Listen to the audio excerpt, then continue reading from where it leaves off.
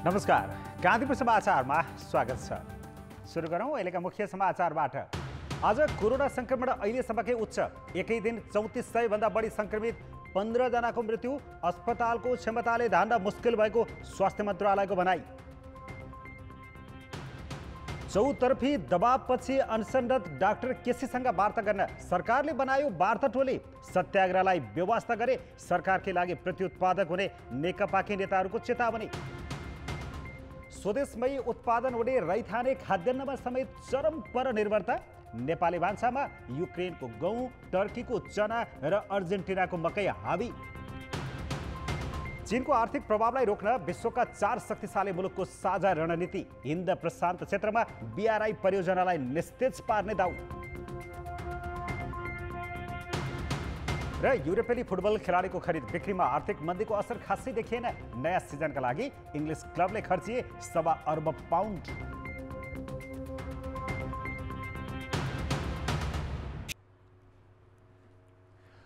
Corona भाइरसको संक्रमण आज अहिलेसम्मकै धेरै देखिएको छ। पछिल्लो 24 घण्टामा 14,200 नमुना परीक्षण गर्दा 3439 जनामा संक्रमण पुष्टि भएको हो। काठमाडौँ उपत्यकामा मात्रै 1684 संक्रमित थपिएका छन्। यो सँगै देशभर कुल संक्रमितको संख्या 94,253 पुगेको छ। यीमध्ये सक्रिय संक्रमित 25,007 जना छन्। पछिल्लो 24 घण्टामा 15 जना संक्रमितको मृत्यु भएको छ। यो सँगै कुल मृतकको संख्या 578 पुगेको छ। संक्रमित थपिँदै जाँदा अस्पतालमा शय्या अभाव भएको र अस्पतालको अरू स्रोत साधनले पनि थेग्न मुस्किल परिरहेको मन्त्रालयले जनाएको छ। सार्वजनिक स्थलमा अस्वाभाविक रूपमा भिडभाड बढेको र सावधानीप्रति हेलचक्राइ भइरहेकाले महामारी तीव्र रूपमा फैलिएको स्वास्थ्य मन्त्रालयले जनाएको छ। चाडबाडका नाममा आवत जावत बढेमा महामारीले अझै ठूलो रूप लिने र त्यसले वृद्ध उमेरका आफन्तजनलाई ज्यानकै जोखिममा पार्न सक्नेतर्फ मन्त्रालयले सचेत गराएको छ। विशेष गरी काठमाडौँ उपत्यकामा संक्रमितहरूको उपचार व्यवस्थापन गर्न थप चुनौती बढेको अवस्था छ। यही तरिकाले संक्रमण बढ्दै जाने हो भने अस्पतालले यो भार थाम्न सक्दैन। अस्वाभाविक रूपमा सार्वजनिक स्थानहरूमा बढेको भिडभाड, नाकमुख छोपिने गरी मास्क नलगाउने कार्य र एक अर्काबीच दूरी कायम नहुनु र हातको सफाइमा उचित ध्यान नपुर्याउन तपाईँ हाम्रा व्यवहारले संक्रमण अप्रत्याशित रूपमा बढ्दै गएको छ।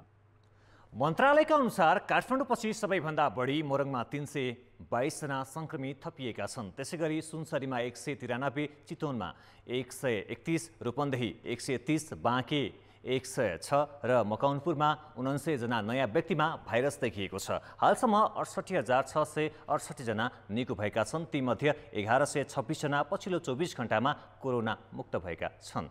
अहिलेसम्म 11,13,000 नमुनाको PCR परीक्षण गरिएको छ।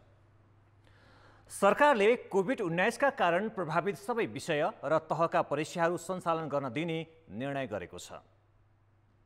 सोमबार बसेको मन्त्री परिषद बैठकको निर्णय सार्वजनिक गर्दै सरकारका प्रवक्ता एवं परराष्ट्र मन्त्री प्रदीप गेवालीले स्वास्थ्य मापदण्ड अपनाएर रोकिएका सबै तहका परीक्षा जनस्वास्थ्यका मापदण्ड अपनाएर सञ्चालन गर्न स्वीकृति दिएको जानकारी गराएका हुन्। त्यसैगरी सरकारले 25 जना भन्दा कम रहने गरी छोटो अवधिका व्यावसायिक तालिम पनि सञ्चालन गर्न अनुमति दिएको छ। नेपाल सरकार, प्रदेश सरकार र स्थानीय तहबाट जारी गरिएका जनस्वास्थ्य तथा सुरक्षा सम्बन्धी मापदण्डहरू पूर्ण रूपमा पालना गर्ने गरी परीक्षा सम्बन्ध आयोग, विश्वविद्यालय, प्रतिष्ठान, बोर्ड, परिषद, विद्यालय तथा शिक्षण संस्थाहरूलाई सबै तह, विषय र प्रकृतिका परीक्षाहरू सञ्चालन गर्न सैद्धान्तिक स्वीकृति दिने। सुरक्षाका मापदण्डहरू, स्वास्थ्य मापदण्डहरू अनिवार्य रूपले पालना गर्नुपर्नेछ। त्यसैगरी सरकारले काठमाडौँ उपत्यकामा कोरोना भाइरसको संक्रमण बढिरहेको भन्दै उच्च सतर्कता अपनाउन समेत उपत्यकावासीलाई आग्रह गरेको छ। दशैं, तिहार, छठ जस्ता चाडमा पनि सकेसम्म ओहोर दोहोर नगर्न सरकारको अनुरोध छ। ज्येष्ठ नागरिक बढी जोखिममा रहेकाले आशीर्वाद लिने नाममा संक्रमणको जोखिममा पार्न सक्नेतर्फ पनि सरकारले सचेत गराएको छ। सक्रिय संक्रमित 25,000 भन्दा माथि पुगेमा अस्पतालहरूले थेग्न नसक्ने र त्यसबेला पुनः लकडाउन गर्ने अवस्था आउन सक्ने भन्दै स्वास्थ्य मन्त्रालयले यसअघि नै चेतावनी दिएको थियो। अहिले सक्रिय सङ्क्रमित 25,000 नागिसक्दा पनि सरकारले कुनै वैकल्पिक कार्ययोजना ल्याएको छैन। कतिसम्म भने उद्योग व्यवसायदेखि प्रशासनिक कामकाज मात्रै होइन, दैनिक जनजीवन नै अत्यास लाग्दो हुँदा पनि सङ्क्रमणको असरलाई वैकल्पिक रूपमा व्यवस्थापनतिर सोचिएको छैन।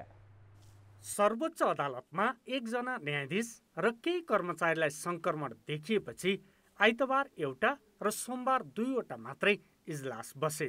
लामो समय बन्द गरेर खोलिएको अदालतलाई सङ्क्रमणकै बीचमा सञ्चालनमा त ल्याइयो, तर वैकल्पिक व्यवस्थापनतिर ध्यान दिएको पाइएन। प्रधानमन्त्रीको सचिवालय र उनको सुरक्षामा खटिएका करिब 70 जनामा सङ्क्रमण पुष्टि भयो। यसले कार्यकारी प्रमुखले गर्ने काम प्रभावित नहुने कुरै भएन। नेकपा सचिवालयको बैठकदेखि मन्त्री परिषद हेरफेरको तयारी पनि प्रभावित भयो। प्रमुख प्रतिपक्षी नेपाली काङ्ग्रेसले सोमबारका लागि बोलाएको केन्द्रीय समिति बैठक पनि नेताहरूलाई सङ्क्रमण देखिएपछि स्थगित गरिएको छ। त्यसो त कोरोनाले प्रशासनिक कामकाज पनि नराम्ररी बिथोलिन थालेको छ। श्रम, यातायात लगायतका कार्यालयले कर्मचारीलाई सङ्क्रमण देखिने बित्तिकै सेवा प्रवाह बन्द गरे। शैक्षिक गतिविधि ठप्प जस्तै छ। केही क्षेत्र बाहेक अधिकांश प्रतिबन्ध खुला गरिए पनि कोरोनाको कसरी सामना गर्ने भन्नेमा योजना नै बनाइएको छैन। अझ कार्यकारी निकायबाटै सङ्क्रमण सामान्य हो भन्दै हुने हल्का टिप्पणीले त झन् भएको समय पनि सदुपयोग नगरेको देखिन्छ। हामी सुरुदेखि नै हामीले जुन प्रकारले कोरोनालाई बुझ्यौं थियौं, सरकारका मन्त्रीहरूले यसका बारेमा जे भनिरहेका थिए, स्वयं प्रधानमन्त्रीज्यूले पनि जे भनिरहनु भएको थियो, राजनीतिक दलका नेता कार्यकर्ताहरूले यो जुन गम्भीरताका साथ लिइराख्नु भएको थिएन, त्यसैको परिणाम हो। यो त 81 आएको चिज हुँदै होइन, यो त हुन्थ्यो र यो भन्दा पनि धेरै हुन सक्छ अझै। अहिले त उहाँहरू त्यसको लागि वैकल्पिक बाटोहरू केही पनि लिएको जस्तो म देख्दिन। विश्वका 100 भन्दा बढी देशले सङ्क्रमण पछिको अवस्थालाई समेट्ने गरी नयाँ कानुन नै जारी गरेर अघि बढेका छन्। मिलेसम्मको काम भर्चुअल विधिबाट चलाएका छन्, तर हाम्रोमा न त्यो आवश्यकता महसुस गरियो न त व्यवस्थापन नै, जसले गर्दा सङ्कट व्यवस्थापनको काम झन्झन जटिल बन्दै गएको छ।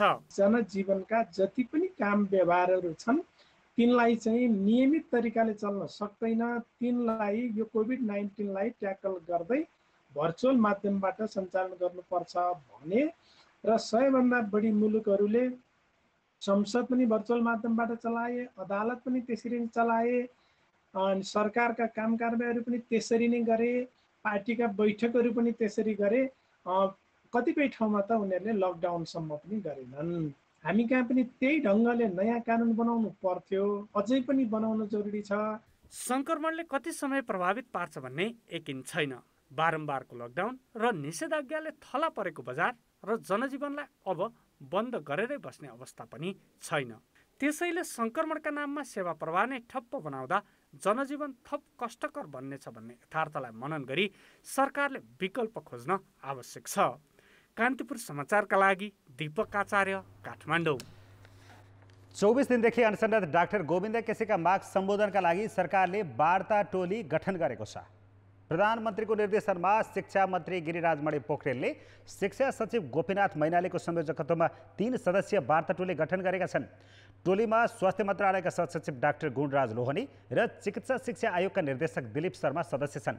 डाक्टर केसीको जीवन रक्षाका लागि सरकारले हदैसम्मको लचकता अपनाउने मन्त्री पोखरेलले कान्तिपुर समाचारलाई बताए। डाक्टर केसी समर्थक जीवन छेत्रीले पनि सरकारको निर्णयलाई सकारात्मक भनेका छन्।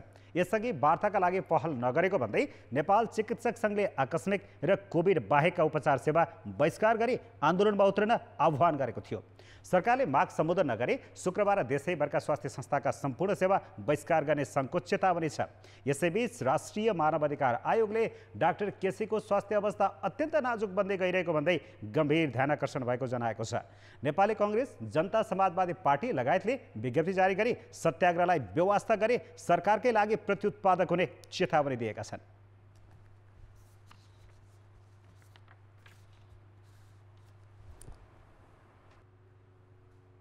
ब्रेकपछि समाचारमा पुनः स्वागत छ।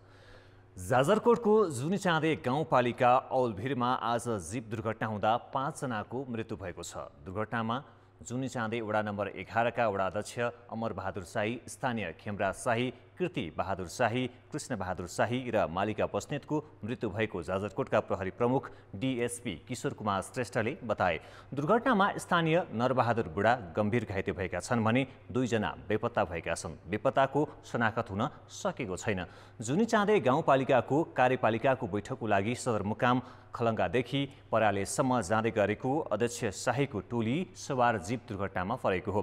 जीप औलभिर स्थित सडकबाट 7 मिटर तल मजकोट खोलामा खसेको डीएसपी श्रेष्ठले बताएका छन्।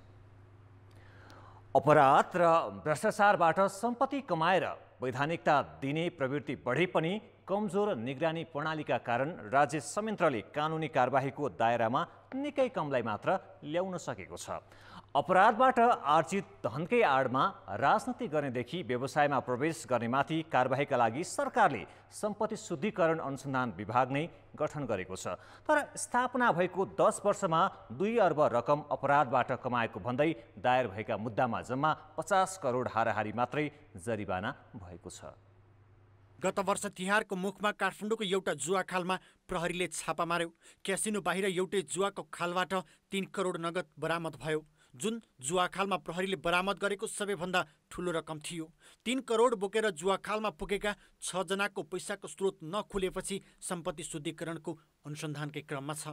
6 मध्ये 1 जना बले भनिने बलराम सापकोटा विरुद्ध 20 करोड रुपियाँ आपराधिक गतिविधिबाट कमाएको दाबीसहित विभागले विशेष अदालतमा मुद्दा दायर गरेको छ। विभागले 1 वर्ष लगाएर अनुसन्धान गरेको थियो। हात हतियार, शरीरबन्धक, धम्की दिएर जबरजस्ती असुली लगायतका अपराध गरेर सम्पत्ति आर्जन गरेको विभागको दाबी छ। सम्पत्तिको उहाँहरूको स्रोत कसरी गरेको, कुन कुन क्राइममा अभियोग लागेको, यी सबै कुराहरू अनुसन्धान गर्दै जाँदाखेरि तत् विषयमा चाहिँ हामीले हात हतियार, खरखर्जना, ठगी, जिउमा मास्ने बेच्ने र अब डरतास धम्की जस्ता अपराध गरिसकेको भेटियो, प्रमाणित भएको भेटियो। भेटिसके पछाडि निजको अरू वैधानिक आम्दानीका स्रोत कुनै पनि देखिएन। नदेखिएपछि उसको पेसा नै त्यहीबाट चाहिँ आर्जित सम्पत्ति हो भनेर हामीले त्यसलाई चाहिँ ट्र्याकिङ गर्दै खोज्न थाल्यौँ। खोज्दै जाँदाखेरि हामीले जुन अवस्था भेट्यौँ त्यो सबै जफतको लागि भेटिएको सबै टोटल उहाँको चाहिँ अवैधानिक नै रकम हो, बढी बढाएको समेत हामीले जफतको लागि अदालतमा मुद्दा दायर गर्यौँ। सम्पत्ति शुद्धिकरण विभागले 4 वर्ष अघि यस्तै आपराधिक पृष्ठभूमि भएका गणेश लामा, चक्र मिलन, दीपक मनाङ्गे सहित 5 जना विरुद्ध पनि अवैध कमाइलाई वैध बनाएको अभियोगमा मुद्दा चलाएको थियो। तर दीपक मनाङ्गेले सफाई पाएर प्रदेश सांसद नै भइसकेका छन्। अरू पनि अधिकांशले सफाई पाए।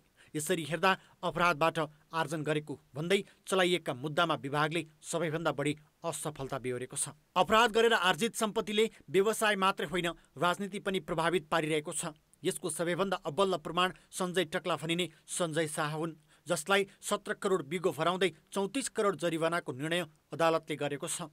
2068 साल यता 81 वटा मुद्दामा गरी 2 अर्ब 36 करोड बिगो दावी गरेकोमा 59 करोड 35 लाख मात्रै जरिवाना भएको देखिन्छ। यो 1 वर्षको पछिल्लो 1 वर्षमा चाहिँ हामीले 24 वटा दायर गऱ्यौँ। अघिल्लो 9 वर्षमा चाहिँ जम्मा 57 दायर गरेको देखिन्छ। त्यो रेट हेर्ने हो भने, फैसलाको रेट हेर्ने हो भने हामीले टोटल रेसियोमा हेर्दाखेरि हामी 95% भन्दा माथि चाहिँ सक्सेस रेट देखिन्छ। त्यसमा अनुसन्धान र प्रोसिक्युसनको पाटो भनेको चाहिँ सरकारी वकिलहरूलाई पनि मनी लन्ड्रिङका रिजिमको विषयमा उत्तिकै दक्ष बनाउन जरुरी छ। त्यस्तै अब त्यो अनुसन्धान र प्रोसिक्युसनको पाटोदेखि बाहेक त्यसको निर्णय गर्ने त कोर्टले हो। त्यसले कोर्टको जनशक्तिलाई पनि मनी लन्ड्रिङका इस्यु र यसको चेन इफेक्टका विषयमा पनि दक्षता अभिवृद्धि गर्न जरुरी छ। आगामी वर्ष नेपालमा आपराधिक धन्दाबाट आर्जित सम्पत्तिमा सरकारले कति कठोरता अप्नायो भनेर अन्तर्राष्ट्रिय स्तरमै मूल्याङ्कन हुँदैछ। तर अर्कालाई देखाउनका लागि मात्रै नभई प्रभावकारी कदम चाल्न अति नै जरुरी भइसकेको छ। नभए आर्थिक अपराधको सुरक्षित गन्तव्य नेपाल नबन्ला भन्न सकिँदैन। कान्तिपुर समाचारका लागि क्यामेरामा मुरारी घिमिरेका साथमा रमेश धमला, काठमाडौँ। संसदीय सुनवाई समितिले अमेरिका, बेलायत र दक्षिण अफ्रिकाका लागि प्रस्तावित राजदूत विरुद्ध उजुरी आह्वान गरेको छ। मन्त्री परिषदले राजदूतका लागि सिफारिस गरेका युवराज खतिवडा, लोकदर्शन रेग्मी र निर्मल कुमार विश्वकर्मा विरुद्ध उजुरी माग गर्दै सुनवाई प्रक्रिया सुरु गरेको हो। समितिले उजुरी दर्ताका लागि 10 दिनको समय दिएको छ। एकै व्यक्तिलाई पटक पटक अवसर दिएको, एउटा पदमा हुँदाहुँदै अर्को पदका निम्ति मोलबोलाई गरेको र पाएको जिम्मेवारी राम्रोसँग पुरा नगरेको भनेर सिफारिस गर्ने र पाउने दुवैको आलोचना भइरहेको छ।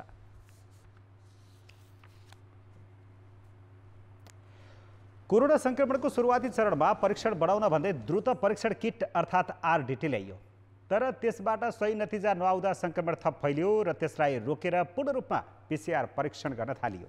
अहिले फेरि आधा घण्टामै नतिजा दिने भन्दै एन्टिजिन नामको अर्को परीक्षण गर्ने निर्णय स्वास्थ्य मन्त्रालयले गरेको छ, जुन आरडिटी जस्तै अर्को जोखिमपूर्ण कदम हुन सक्ने चेतावनी विज्ञहरूले दिइरहेका छन्। कोरोना भाइरसको पहिचानका लागि सबभन्दा भरपर्दो पिसिआर परीक्षण नै हो, तर सरकारले यसको विकल्पमा अब एन्टिजिन परीक्षणका लागि बाटो खोलिदिएको छ। अर्थात् अब अस्पताल तथा प्रयोगशालाहरूले एन्टिजिन किटबाट पनि परीक्षण गर्न पाउँछन्। संक्रमण धेरै फैलिएको स्थान, मानिसहरूको बाक्लो ओहोर दोहोर हुने नाका, अस्पताल तथा शल्यक्रिया गर्नुपर्ने बिरामीहरूलाई यस किटबाट परीक्षण गरिनेछ। अमेरिकन फुड एन्ड ड्रग्स एडमिनिस्ट्रेसनबाट मान्यता पाएका किट मात्र प्रयोग गर्न पाइने स्वास्थ्य मन्त्रालयको भनाइ छ। राष्ट्रिय जनस्वास्थ्य प्रयोगशालाबाट स्वीकृति लिएर यो किट 1000 रुपियाँभन्दा कममा बिक्री गर्न पाइने नियम पनि सरकारले बनाएको छ। यो त अब हामीले नीतिगत रूपमा नेपाल सरकारले स्वास्थ्य मन्त्रालयले खोलिसकेको छ। अब यसलाई ल्याउने व्यापारीहरूले एनएचआरसीमा त सम्पर्क गर्नु पर्ने, एनपिएचएलबाट हाम्रो पब्लिक ल्याबोरेटरीबाट चाहिँ उहाँहरूको कुन टाइपको यो एन्टिजेन हो त्यो हेरेर एनपिएचएलले स्वीकृति दिएको खण्डमा उहाँहरूले आफ्नो ठाउँमा बाहिर बिक्री वितरण गर्न पाउनुहुन्छ। एन्टिजिन किटले भाइरसको मात्रा कम भएको खण्डमा नदेखाउन सक्छ। लक्षण नभएका मानिसमा एन्टिजिन परीक्षण गरेमा यसले नतिजा नेगेटिभ देखाउन सक्छ र त्यस्तो व्यक्तिले अरूलाई सार्ने सम्भावना अधिक हुन्छ। त्यसैले यसको प्रयोग आरडिटी जस्तै प्रत्युत्पादक हुन सक्ने विज्ञहरूको चेतावनी छ। भाइरस सफिसियन्ट मात्रामा भएन भने एन्टिजिन डिटेक्सन नगर्न सक्छ। त्यो अवस्थामा पनि मान्छेमा चाहिँ संक्रमण नभएको भन्ने 100% नहुन सक्छ। राम्रो रेगुलेटरी एजेन्सीले अथोराइज गरेको किट ल्याउन सक्यो भने राम्रो हो, तर यो चाहिँ पिसिआरको अल्टरनेट होइन। यसको युज भने चाहिँ जहाँ पिसिआर हुन सक्दैन त्यो ठाउँमा कन्ट्याक्ट ट्रेसिङमा, सर्भिलेन्समा, आउटब्रेक इन्भेस्टिगेसनमा प्रयोग गर्नुपर्ने हो, न कि अस्पतालमा जहाँ पिसिआर उपलब्ध छ, योभन्दा बढी सेन्सिटिभ छ, बढी स्पेसिफिक छ भने त्यो ठाउँमा पिसिआरै उपयुक्त हुन्छ।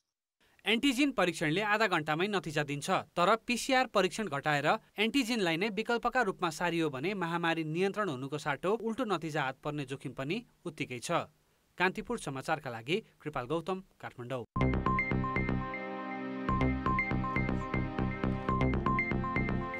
नेपालमा खाद्यान्न आयात वर्षेनी बढिरहेको छ। कोरोनाको महामारीले अत्ताइरहेका बेला यो वर्ष त साउन र भदौमा मात्रै करिब 94% खाद्य आयात बढेको छ। धान, चामल, कोदो, फापर, गहुँ र मकै जस्ता रैथाने खाद्यान्नमा परनिर्भरता गत वर्षभन्दा झन्डै दोब्बर भएको छ। अघिल्लो आर्थिक वर्षको साउन र भदौमा 7 अर्ब 5 करोड रुपियाँ बराबरको खाद्यान्न आयात भएको थियो। यस वर्ष त्यही अवधिमा 13 अर्ब 74 करोड रुपियाँको खाद्यान्न भित्रिएको छ, जुन 94% बढ्यो। यस अवधिमा सबैभन्दा बढी गहुँको आयात 115%ले बढेको छ। युक्रेन, क्यानाडा, भारत लगायतका मुलुकबाट आउने गहुँ गत वर्ष 1 अर्ब 51 करोडको आयात भएको थियो भने यस वर्षको सुरुको 2 महिनामा 3 अर्ब 25 करोडको भित्रिएको छ। यस्तै गत वर्षभन्दा 72% बढी अर्थात् 2 अर्ब 82 करोड रुपियाँको मकै रुस, अमेरिका, अर्जेन्टिना लगायतका मुलुकबाट आएको छ।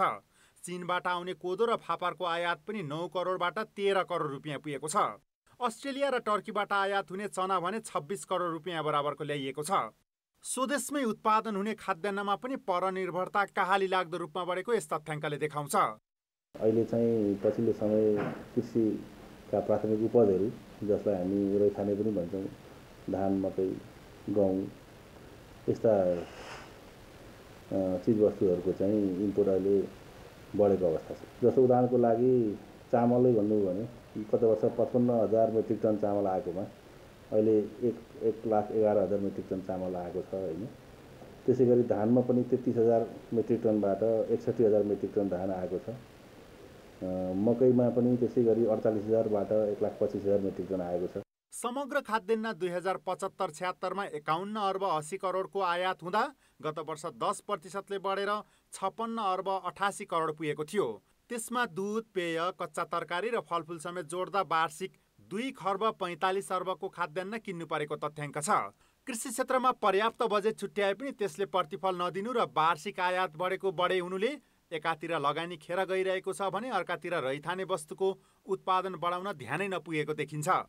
यी धान गहुँ मकैको उत्पादन पनि बढाउने, त्यसको साथै रैथाने बालीको उत्पादन बढाउने। जस्तै हाम्रो हिमाली पहाडी भेगमा रैथाने बालीहरू प्रचुर मात्रामा सम्भावना छन् होइन। फापर र जौँ, यो कोदोका खेतीहरू हुन्छ होइन। चिनो कागोन, यो खास गरेर कर्णाली र सुदूरपश्चिमका पहाडहरूमा त धेरै रैथाने बालीहरू उत्पादन हुन्छ होइन।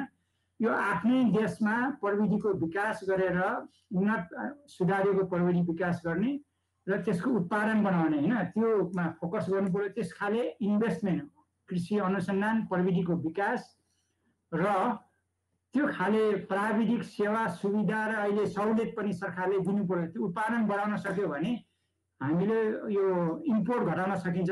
कोरोना महामारीपछि वैदेशिक रोजगारीबाट फर्केका युवा गाउँघरमै छन्। उनीहरूलाई कृषि क्षेत्रमा टिकाउन सक्ने हो भने उत्पादन बढाई आयात कम गर्न समेत मद्दत पुग्नेछ। अझै रैथाने बालीनालीमा पनि परनिर्भरता हुँदै जानु भनेको खाद्य सुरक्षाका दृष्टिकोणले पनि जोखिम निम्त्याउनु हो। कान्तिपुर समाचारका लागि क्यामेरामा हेमन्त कटवालका साथ सुमन पन्थ, काठमाडौँ। बुधबार नेप्से परिसूचक 14.68 अङ्कले बढेर 1600 को बिन्दु पार गरेको छ। बुधबार शेयर बजारमा लघुवित्त र उत्पादक बाहेकका सबै समूहको सूचक बढेपछि नेप्सेमा पनि वृद्धि देखिएको छ। सबैभन्दा बढी विकास बैंक, निर्जीवन बीमा र जलविद्युत समूहको सूचक बढेको छ। यी तीनवटै समूहमा एकै दिन 75 अङ्कभन्दा माथिको वृद्धि भएको छ। आज 195 कम्पनीका करिब 1 करोड 26 लाख किता सेयर किनबेच हुँदा 3 अर्ब 35 करोड रुपियाँभन्दा बढीको कारोबार भएको छ। बुधबार सबैभन्दा बढी कमाउने कम्पनीको सूचीमा साञ्जन जलविद्युत र कर्णाली विकास बैंकका लगानीकर्ता रहेका छन्। ब्रेकपछि समाचारमा पुनः स्वागत छ। प्युठानको गौमुखी गाउँपालिकाले आर्थिक अवस्था कमजोर भएका परिवारको लागि जस्ता पाता निशुल्क उपलब्ध गराएको छ। लामो समयदेखि खरको छानामुनि बसेका परिवारले जस्ता पाताको ओत पाएपछि खुसी व्यक्त गरेका छन्। गौमुखी गाउँपालिका स्थित अर्खाका शेरबहादुर दमाईले आफ्नो घरको छानोमा लामो समयपछि खर हटाएर टिन लगाए। उनको परिवारले पनि लामो समयपछि पानी पर्दा छानो चुहिएर भाँडा थाप्नुपर्ने दिगदारीबाट मुक्ति पायो। बर्सातको झरी सुरु भएपछि शेरबहादुरका पनि छानोबाट पानी चुहिने दुःखका दिन सुरु हुन्थे। चुहिने पानी आउँदाखेरि अनि आगो लाग्ने डर धेरै नै हुन्थ्यो। यति मात्रै होइन, छाना छाउने खरको जोहो गर्न पनि उस्तै शास्ति। तर अहिले गाउँपालिकाले आर्थिक अवस्था कमजोर भएर खरको छाना फेर्न नसक्ने गरिब परिवारका लागि निशुल्क जस्तापाता दिएपछि वर्षौंदेखि झेल्दै आएको गरिबीको समस्या सुल्झिएको छ। शेरबहादुर दमाई मात्र होइन, गाउँपालिका भित्रका 1585 विपन्न घर परिवारलाई गाउँपालिकाले निशुल्क जस्तापाता उपलब्ध गराएको हो। अहिले 1500 घर परिवारले खरको छानो हटाएर टिन लगाएपछि खुसीले दङ्ग भएका छन्। खर जोम्न पर्यो, यस्तै चोए बन्धन जोम्न पर्यो, मन्छी ल्याउन पर्यो, मन्छी छाने मन्छी जुत्ता पर्न पर्यो, बहुत दुःख ठोकेर हजुर। गौमुखी गाउँपालिकामा 4785 घरधुरी छन्। तीमध्ये सरकारी सेवा लिइरहेका पेन्सन पट्टा, जागिरी लगायत आर्थिक उपार्जन हुने घरधुरी बाहेक गाउँपालिकाका गरिब तथा अति विपन्न घर परिवारलाई निशुल्क जस्तापाता वितरण गरिएको हो। यसका लागि गाउँपालिकाले 5 करोड रुपियाँ बजेट विनियोजन गरेको थियो। राज्यले निर्धारण गरेको लक्षित वर्गका समुदाय बाहेक क्षेत्री बाहुनहरू र अन्य जातिहरूले पनि त्यो सुविधा चाहिँ उपभोग गरेका चाहिँ अवस्था छ। गौमुखीले विकासका अन्य कार्यलाई तत्कालका लागि रोकेर विपन्नका घरमा जस्तापत्ता लगाउने काम गरेको हो। प्रति घर 50,000 को लगानीले खरको छाना हेर्दै गुजारा गरिरहेकाको दैनिकी गाउँपालिकाको सानो सहयोगले पनि फेरिएको स्थानीयको बुझाइ छ। कान्तिपुर समाचारका लागि शमशेर विक्रमजीसी, अर्खा, प्युठान। अब जनमतको अन्तिम परिणाम। जनमतमा हिजो हाम्रो प्रश्न थियो, काठमाडौँ तराई द्रुत मार्ग निर्माणमा अपेक्षित प्रगति हुन नसक्नुको कारण के होला? ए, स्थानीयको अवरोध, बी, स्वार्थ समूहको चलखेल र सी, आयोजना नै जटिल। जनमतको अन्तिम परिणाम यस्तो छ। ए, स्थानीयको अवरोधमा 9%, बी, स्वार्थ समूहको चलखेलमा 75% र सी, आयोजना नै जटिलमा 16%। अब जनमतमा आजको प्रश्न। जनमत आजको प्रश्न छ कोदो र फापर पनि विदेशबाटै ल्याएर खानुपर्ने अवस्था किन आएको होला? ए व्यवसाय खेती नहुनु, बी युवा पलायन र सी नीति नै आयातमुखी। जनमतको अन्तिम परिणाम भोलि बेलुकी 8 बजेको कान्तिपुर समाचारमा प्रसारण गर्नेछौँ। कृपया न्युज स्पेस ए बी वा सी टाइप गरी 34001मा एसएमएस गरी आफ्नो मत व्यक्त गर्नुहोला। अब जनताको आवाज सखुवा सभाका साप्ताहिक हाट बजार र प्रमुख व्यापारिक केन्द्रका पसल व्यवसाय सञ्चालन गर्दा स्वास्थ्य सावधानी अपनाइएको छैन। त्यति मात्र होइन, हामीले किन स्वास्थ्य सावधानी नअपनाएको भनेर सोधिएको प्रश्नको उत्तर दिने 4 जनाले चिउडोमा मास्क लगाएको पायौँ भने 4 जनाले मास्क नै लगाएका छैनन्।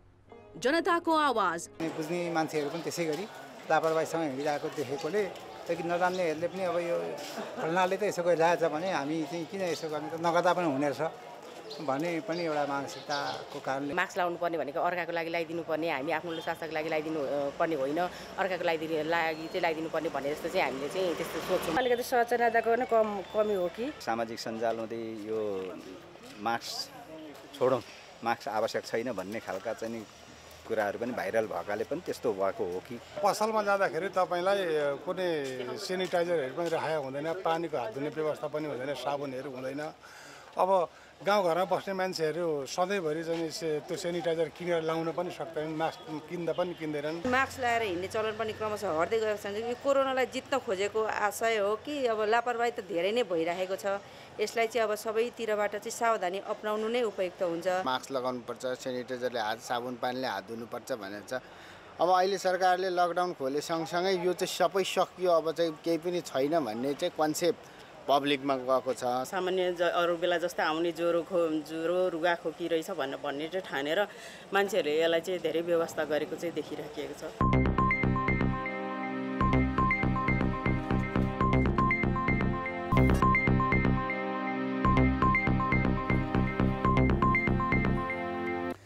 नमस्कार, कान्तिपुर खेलकुद समाचारमा स्वागत छ। कञ्चनपुर मैटेनामा महाकाली नदीको बगरमा वर्षायाममा भेल बग्न छोडेको 3 दशक भयो। अतिक्रमणको चपेटामा परेको बगरमा खेल मैदान तयार हुँदैछ। 3 वर्ष अघि गुरुयोजना बनाएर निर्माण थालिएको खेल मैदानको निर्माण कार्य अन्तिम चरणमा पुगेको छ। 3 दशक अघिसम्म महाकाली नदीको एक भङ्गालो यही स्थान भएर बग्थ्यो। उति बेला बगर बनेको ठाउँले अब खेल मैदानको स्वरूप पाउँदैछ। भीमदत्त नगरपालिका 9 मटेना स्थित यो निर्माणाधीन खेल मैदान हो। बगरलाई खेल मैदान बनाउने कामको अगुवाई भीमदत्त नगरपालिकाले गरेको हो। यो काममा उसलाई सुदूरपश्चिम सरकारले पनि बजेट दिएर सहयोग गरेको छ। मैदान निर्माणमा अहिलेसम्म करिब 60 लाख रुपैयाँ खर्च भएको छ। 5 बिघा भन्दा बढी क्षेत्रमा तारबार र तटबन्ध सहित चेन्जिङ रुम र शौचालय बनाइसकिएको छ। घर नजिकै बगरमा खेल मैदानले अन्तिम रूप पाउन लागेपछि खेलाडी उत्साहित छन्। महाकाली टनकपुर पुल बन्दाखेरि यसमा पुरै महाकाली बग्थ्यो। त्यो पानी बन्द भएपछि यो हामीले यहाँ खेल मैदान पहिल्यैदेखि सुरु गर्ने, भलिबल टुर्नामेन्टहरू राखिराख्ने, क्रिकेट टुर्नामेन्टहरू राखिराख्ने गरेका थियौँ। हामीले ठाउँ पहिल्यैदेखि हामीले यो सुरक्षित गरेका थियौँ। पहिला धेरै दूर दूर जानु पर्थ्यो। आजभोलि हाम्रो एउटा मैदान बन्नाले हामीलाई पनि सजिलो भएको छ। अलि योभन्दा पनि हामीलाई यो चाँडो भइदियो भने राम्रो हुन्थ्यो। हामी यही खेलहरू समारोह राख्न सक्थ्यौँ।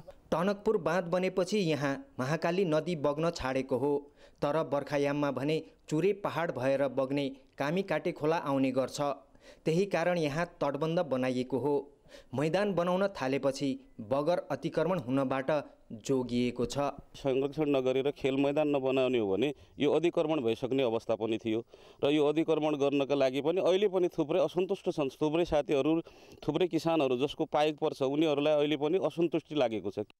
गुरु योजना अनुसार भलिबल कोर्ट बनाइसकिएको छ। क्रिकेट मैदानका लागि माटो भरी सम्याउने काम बाँकी छ।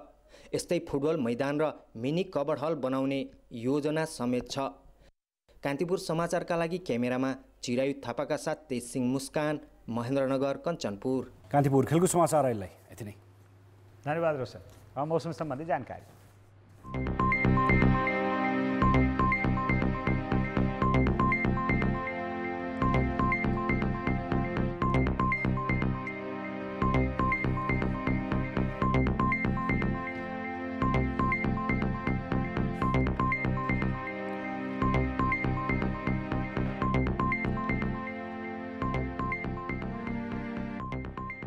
कान्तिपुर समाचार अहिलेलाई सकियो।